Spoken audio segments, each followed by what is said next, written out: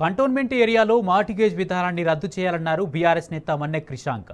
Mortgage విధానం వల్ల ఇంటి నిర్మాణ అనుమతుల కోసం కంటోన్మెంట్ బోర్డు నాయకుల చుట్టూ తిరగాల్సి వస్తుందన్నారు. ఈ విధానం కారణంగా పేదలు ఇండ్లు కట్టుకోవడం కష్టంగా మారిందని చెప్పారు.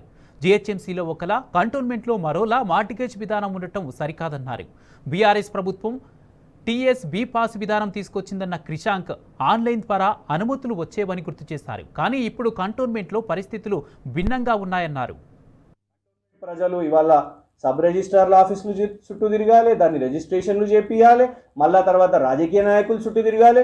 ఈ ఇద్దరు, ఈ Congress party MLA, BJP party చెందిన నామినేటెడ్ బోర్డు మెంబర్, వారికి కనీసం ఇది ఏం తీసుకొని వచ్చిండ్రు అనే అవగాహన అర్థమైందా, వాళ్ళకి తెలుస్తుందా మాకు తెలియదు. వాళ్ళు కనీసం ఇంత తీవ్రంగా ప్రజలకు ఇబ్బంది అవుతుంది, ఇది ఇంకా అడిషనల్ బర్డెన్ అవుతుంది అని తెలియకుండా ఇవాళ కేవలం వాళ్ళ చుట్టూ వాళ్ళు పర్మిషన్స్ ఇచ్చుకునే అధికారం ఎక్కడైనా, సింపుల్ ఒకటే చెప్తున్నామండి, జిహెచ్ఎంసీ తరహాలో మీరు ఇక్కడ మార్టిగేజింగ్ తెచ్చిర్రు అని మీరు చెప్పుకుంటున్నారంటే అధికారుల రూపంలోనైనా లేకుంటే ఆన్లైన్ రూపంలోనైనా చేయండి.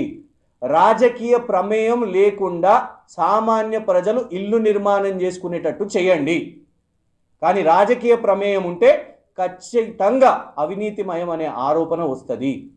ఇది జేబులు నింపుకోవడానికి తెచ్చిన కొత్త చట్టం అంటారా, దీన్ని వీళ్ళు ఏమంటారా, ఏం తీర్మానం చేసిరో కానీ ఇవాళ కొత్త ఆలోచన, కొత్త పథకం తెచ్చింది కేవలం వీళ్ళ జేబులు నింపుకోవడానికే, ప్రజలను ఇబ్బందులు పాల్చేయడానికే.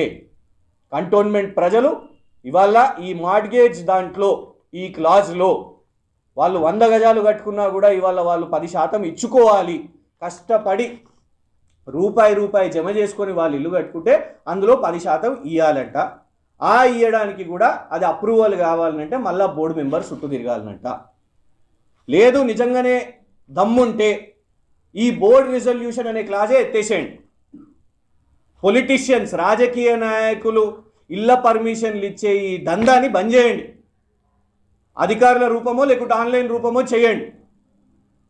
ఈ ప్రక్రియనే గలత్ ప్రక్రియ, కొన్ని సంవత్సరాల నుంచి నడుస్తుంది. దాంట్లో ఇంకా టైట్ చేసి ఇవాళ ప్రజలను ఇబ్బందులు పాలు చేస్తున్నారు.